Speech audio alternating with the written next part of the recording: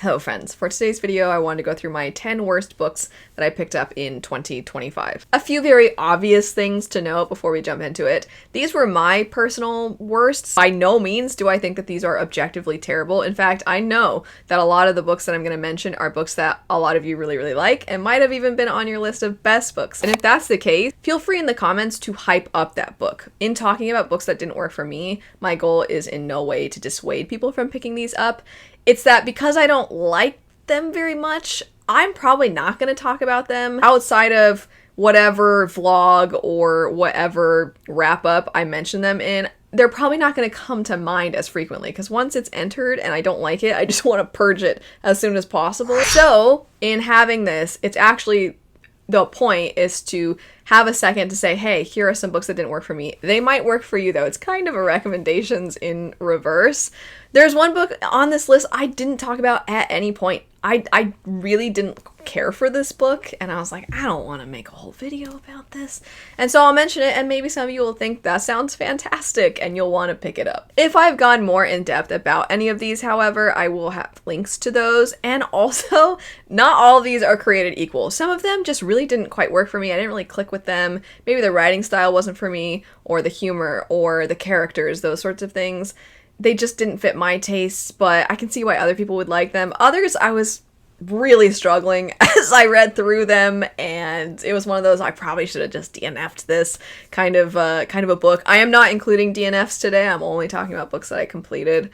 But I'm fully aware, because I think some of you are going to have a feeling, because I understand, because I also at times will see people's worst sub lists, and I'm like, how did they have that book and that book on this list? How is that possible? That one's definitely better than this one. And so I know some of you are going to feel that way, and I'll just let me tell you, I fully understand, and some of these I'm with you. I'm like, I also don't think that these are quite the same. However, when it comes to the 10 that worked for me the least, that would be these books. All that said, let's jump into it. The first book I'm going to mention, I'm going to start by describing the book to you, and I'm not going to tell you what the book is, and I want a lot of you to tell me what this book sounds like. I think it would be awesome if you paused and you said, this sounds like this book, and see how many of you get it correctly.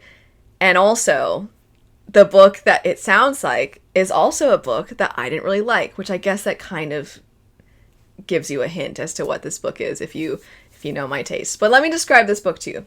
You have a young woman who is going to be going to this school, and her family has some investment in this magic school.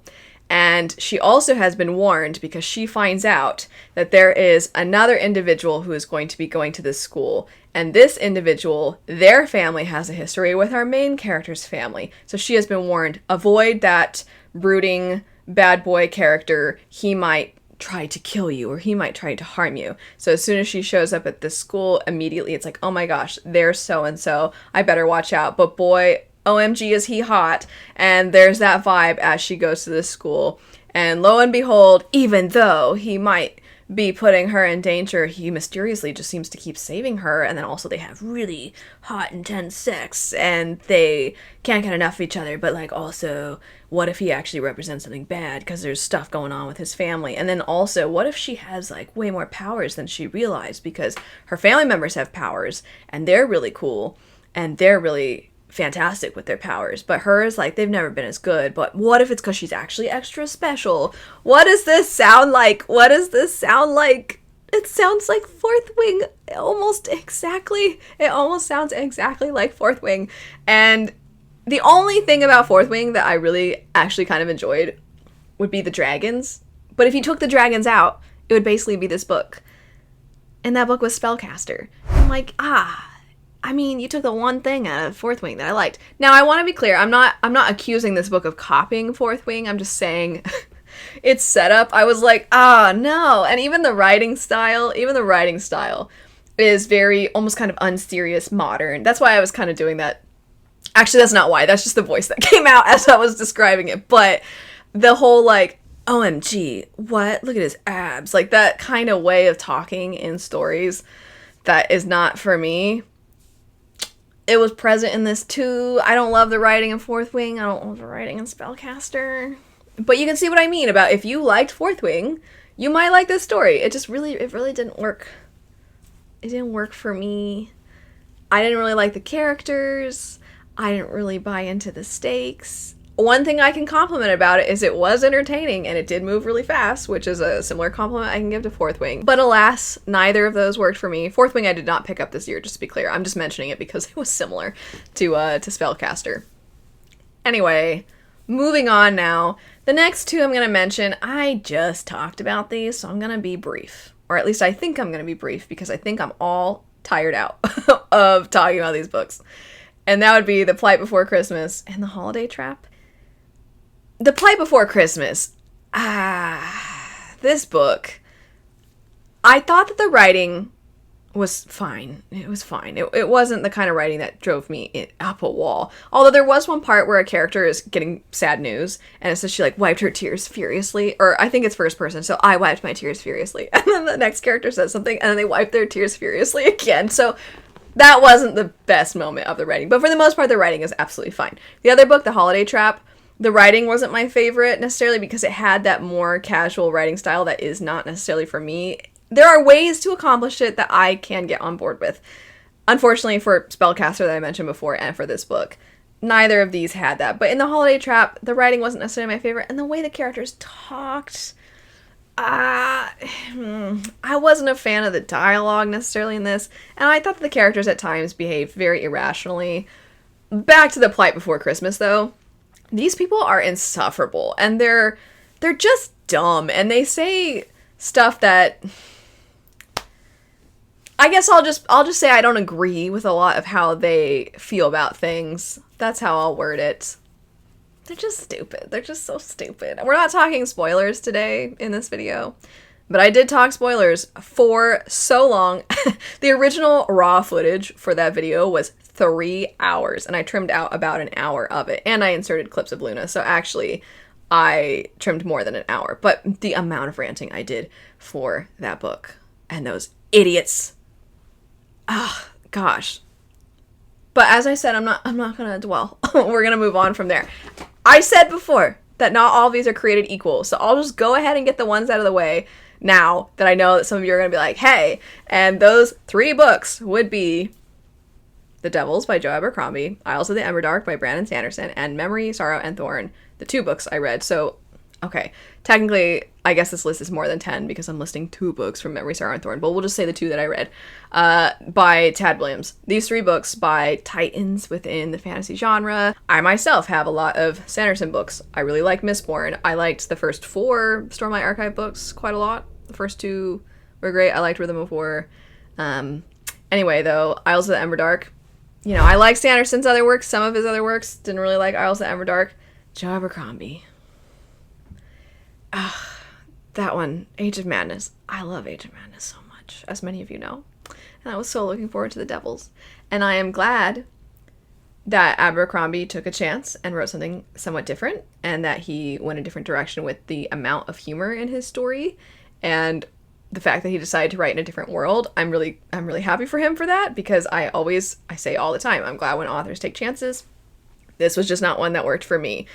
It's not that I didn't like the humor, I just thought it just was so repetitive, and at some point you're like, saying the same thing over and over again doesn't make it funnier, right? Unless the point is a running gag, but you can't have all of your jokes be running gags.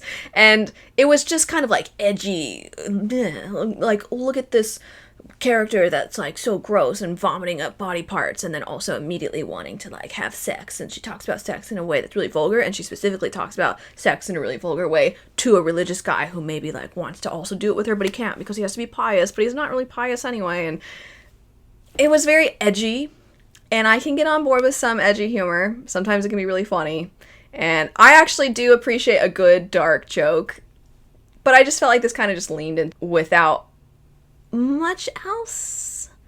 And again, like, I can get on board with all sorts of different kinds of humor, but this one, it didn't quite work for me. Isles of the Emberdark, this one just kind of sat in this strange space where I appreciated a lot of the themes of the story, and I really liked the creativity. As usual, Sanderson, I think, has great world building.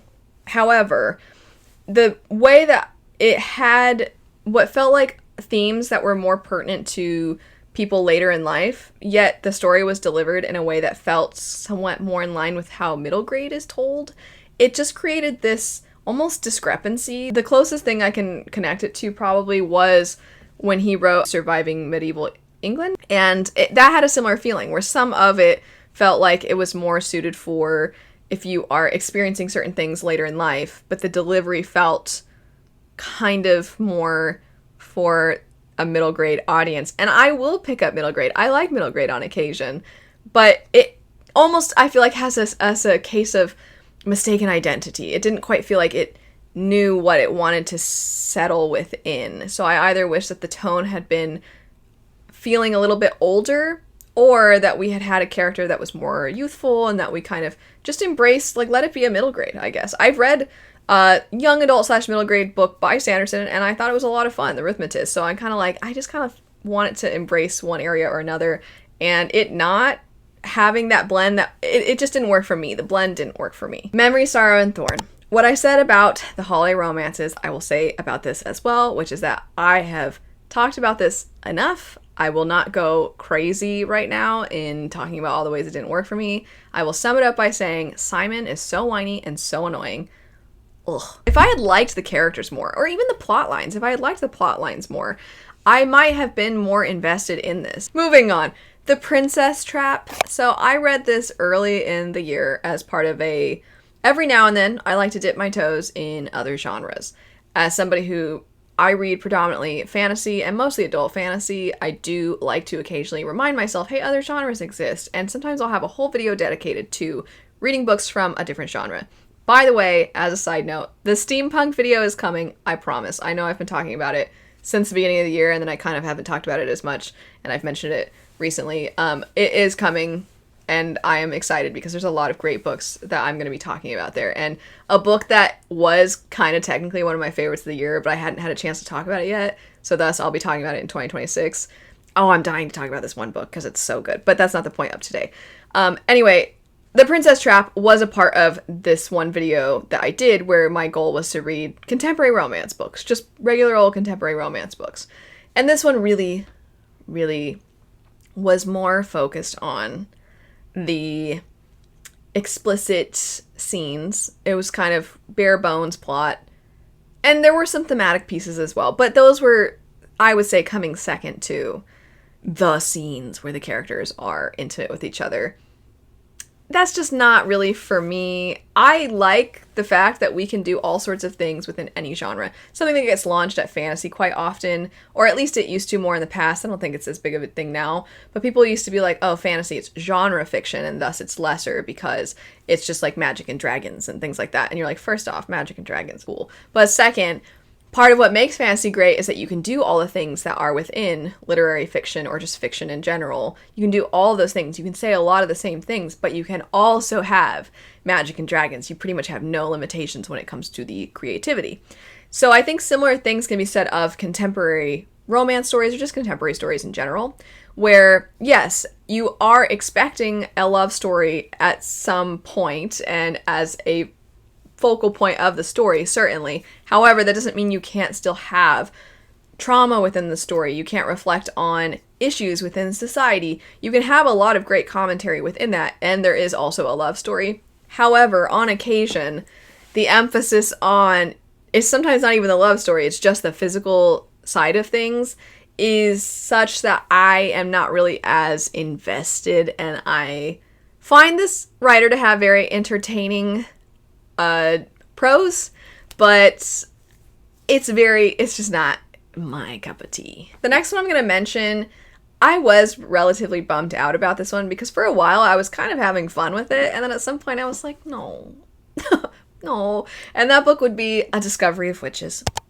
This is, I would describe, Twilight for grown-ups. I don't know if I need to say a whole lot else, but I will. So in this story, you have this young woman who is in academia, and she is very intelligent. She's very independent. She also has powers to do with being a witch, which is kept a secret from the rest of the world. But she doesn't really want to rely on her witch magic because she wants to earn her place in human society. And as she is doing things in academia, she comes across a vampire man, and he's very mysterious, and he's very brooding, and he gives her lots of stares and other such things. And the reason I was invested for a while is when it comes to dark academia or just academia in stories, I actually feel like this one was fulfilling a lot of that. It was a little pretentious, and I feel like it knew it, and it kind of embraced it for the aesthetic, and I was like, I always can get behind things that feel somewhat self-aware. I do appreciate that in stories. But we would sit with the character as she's just walking around campus, as she's drinking her tea, and as she's making her tea, and she's also going for a run, and I don't know, there was something about just, okay, you're just with this character, and it's, I don't know, it was kind of relaxing in a strange way. And then once the story kicks into gear, I was not as into it because there is very much kind of insta-love, or at the very least, at first it's like, well, there is some attraction here. We'll see what happens. I guess I'm in love now. So it was almost like delayed insta-love. And once that occurred, I just was not into it at all. You even have, when I say it's basically Twilight for grown-ups, you even have the family that they're vampires too, and they're kind of a found family dynamic, and now she's one of them, so they're going to protect her, but also she has to be careful because they're dangerous, and she just doesn't realize her untapped potential, and it just ended up getting kind of silly for me, and I was bummed because I was kind of having fun with it for a while. And I liked the way that actually our own worlds, various different religions and folklore and other such things were tied into what was technically actually true, but then also how we've hidden certain secrets within all of that. That I thought was a creative approach to these sorts of witches and vampire type of stories. But ultimately the things that irritated me quite a lot. And I'll add, not only was it somewhat insta-lovey, I can excuse insta-love on occasion, actually, if I'm really into the story and the plot and the characters, but I didn't like, at some point the main character, she started to annoy me more, but especially the love interest. No, thank you. The last two, we have another from the holiday romances, and that would be The Most Wonderful Crime of the Year. This one is very much a hybrid of a mystery, murder mystery sort of feel, as well as a contemporary romance story. I did note this before, that it just felt like I wanted more of basically any of the components of the story, more of the mystery, more of the romance, like the development of the relationship, I should clarify, a little bit more of understanding the character and her backstory and her dreams and her aspirations and how the trauma that happened in her past had an impact on all that. I just wanted a little bit more from any of these areas. And then because we didn't really get that, the whole thing just ended up not really evoking a whole lot of feelings in me basically whatsoever. And I wanted a little bit more from it. So it's not that I despised it, I just didn't really feel a whole lot about it. And that's kind of true for the last one as well, which would be The Art of Vanishing. In this story, you follow this young woman who is a little bit unsure about her life right now. She's kind of stuck, and she works at this museum where there is this painting that eventually she realizes that she can go within this painting, and there's a person within this painting who has the ability to see her, but he cannot exit the painting. But because she can come into it, they kind of have this whirlwind love story. And when they are separated from each other, life goes on, and so our main character is kind of wrestling with that. The character who is stuck within the painting, he's kind of wrestling with his own life and feelings of complacency and feelings of depression and other such things. So I appreciated a lot of what was, I think, was trying to be dealt with within the story. I liked what it was going for, and I kind of came away with it feeling not a whole lot of anything. As I said, it was similar to Most Wonderful Crime of the Year. Those would be the 10 books, though, that just really didn't click with me. I didn't connect with them. I maybe didn't love the characters, or the writing style wasn't my cup of tea. And as always, reading is so subjective. So if you really love any of these and you want to hype them up and you want to sing their praises, feel free to do so. If you would like to commiserate, if you would like to talk about why you also didn't necessarily care for some of these, feel free to do that, of course. Anyway, if you are interested in these, I will have videos where I go more in depth if they're available in the description bar down below, and I'll also have the books themselves linked in case me talking about any of them actually piqued your interest and you'd like to check them out for yourselves. But thanks so much for watching. I hope you have a great rest of your day, and I'll see you later. Bye.